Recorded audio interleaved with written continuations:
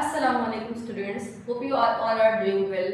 Welcome to the Phonics Academia School online classes, and today we will study grade 9 chemistry. Topic is state of matter and phase changes.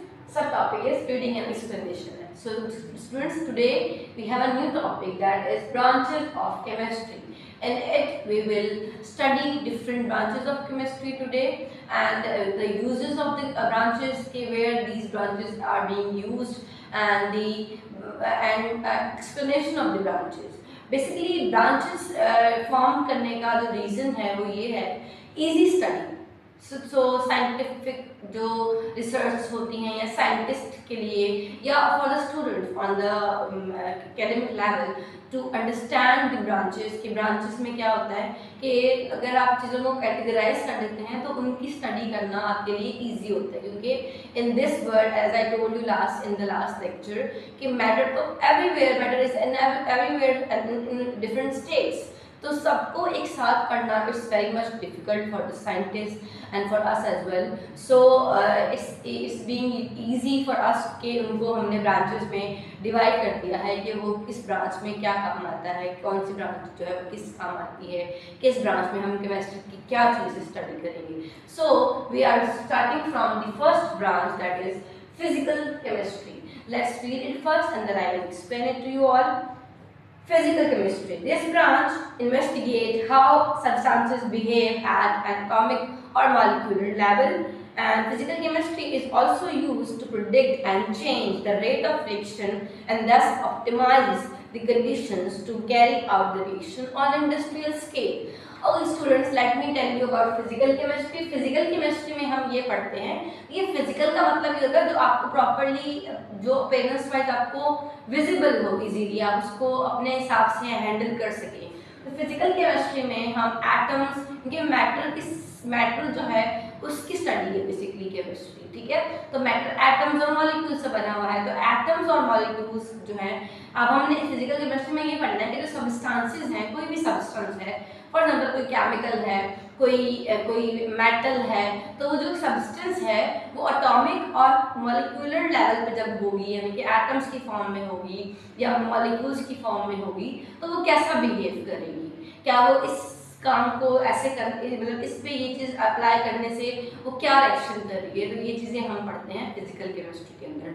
For example आप industrial level पे कोई भी chemical reaction perform करवाना चाह रहे हैं और आपको पता है कि भाई इसके आप जो है वो फिजिकल केमिस्ट्री को अप्लाई करके ये चीज़ फाइंड आउट करेंगे कि ये जो केमिकल रिएक्शन हो रहा है इसका जो स्पीड है या इसका जो टाइम है वो कैसा, किस तरह से मैनेज हम उसको कर सकते हैं, और इस हिसाब से उनको कंडीशंस को और जो टाइम टेकिंग प्रोसेस है उसको आप प्रॉपरली मैनेज करके ऑप्टिमाइज करेंगे, मैनेज करेंगे कि भाई इस टाइम में इतना वर्क हो रहा है, तो हम इंडस्ट्रियल स्केल पे जो बहुत सारी चीज़ें बनाई जाती हैं तो उनको ईजीली जो है वो हम अपने हिसाब से परफॉर्म करवा सकते हैं.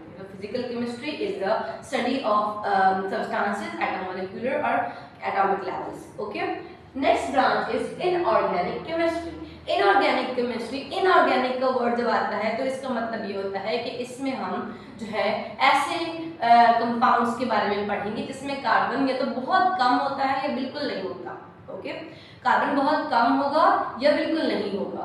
सो इसमें हमारे पास है इनऑर्गेनिक केमिस्ट्री में, it is the study of synthesis, composition, properties and structure of elements, compounds that contain little or no carbon. Okay, हम इसमें क्या पढ़ेंगे, इनऑर्गेनिक केमिस्ट्री में हम उन कंपाउंड्स की सिंथेसिस, मतलब कैसे वो बनाए जाते हैं, उनका स्ट्रक्चर कैसा है, उनकी कंपोजिशन कैसी है, लेकिन वो कंपाउंड जिनमें कार्बन या तो बहुत कम होगा या फिर होगा ही नहीं, यानी कि जो एक्स्ट्रा अलग है, कार्बन से अलग है, कार्बन उनमें बिल्कुल भी प्रेजेंट नहीं है. जैसे कार्बन मोस्टली कंपाउंड्स में प्रेजेंट होता है, बट हम उनके बारे में पढ़ेंगे इनऑर्गेनिक केमिस्ट्री में जिसमें कार्बन बिल्कुल भी प्रेजेंट ना हो या बहुत कम प्रेजेंट हो. So inorganic chemistry is the study of synthesis, composition and structures of the compounds that has no or little carbon. Okay, moving toward the third branch, that is organic chemistry. It's a different opposite of the inorganic chemistry. In it we will study about the composition, structure and synthesis of organic compounds, यानी कि organic का मतलब होता है carbon containing compounds, carbon derivatives की, carbonate, bicarbonate, सो जितने भी carbon compounds हैं उनकी जो स्टडी होगी वो हम पढ़ेंगे ऑर्गेनिक केमिस्ट्री के अंदर। Okay, then we have environmental chemistry. Environmental के वर्ड नेम से ही आपको इस चीज़ का आइडिया हो सकता है कि एनवायरनमेंट की बात करें, एनवायरनमेंट्स में जो केमिकल रिएक्शंस हो रहे होते हैं in the air, in the water, in the soil, तो उनकी जो स्टडी है वो हम पढ़ते हैं एनवायरमेंटल केमिस्ट्री में। So environmental chemistry is the branch of chemistry that deals with the study of the different chemical reactions that is occurring in the soil, in the air or in the water. Okay, environmental chemistry, it is a scientific study of the chemicals and biochemical phenomena. Phenomena means processes that occurs in this planet. In this we study the sources, reactions, effects and fates of chemical reactions in the air, soil and water environment. कि जो chemical reaction हो रहा है उसका effect क्या हो रहा है, या उसकी क्या जो है वो फेट है, मतलब वो कब तक वो होता रहेगा, या फिर उसकी जो सोर्सेज हैं या वो रिएक्शन किस तरह का हो रहा है, तो वो हम पढ़ेंगे एनवायरमेंटल केमिस्ट्री के अंदर। The last one is analytical chemistry and in it we will analyze means to find out, to check the different compounds that is being present in this environment.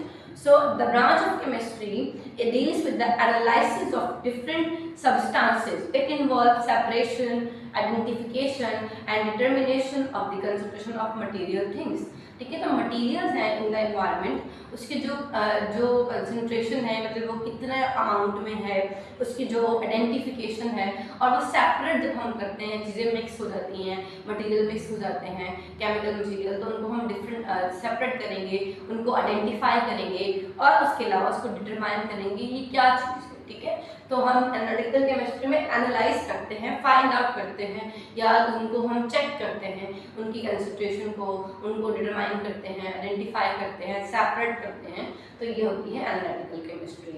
Physical chemistry atomic level और molecular level पे substances की study, inorganic जो है compounds की study जिनमें बिल्कुल भी carbon नहीं होता है, कम होता है। ऑर्गेनिक केमिस्ट्री कार्बन कंपाउंड्स की स्टडी होती है। एनवायरमेंटल केमिस्ट्री केमिकल रिएक्शंस जो कि in the soil, the water और इन द एयर हो रहे हैं उनकी स्टडी। और एनालिटिकल केमिस्ट्री जो है वो थिंग्स को, मटेरियल्स को एनालाइज करने की स्टडी होती है। I hope you get the lecture. So that's all for today. I revise it, learn it properly and do your homework as well.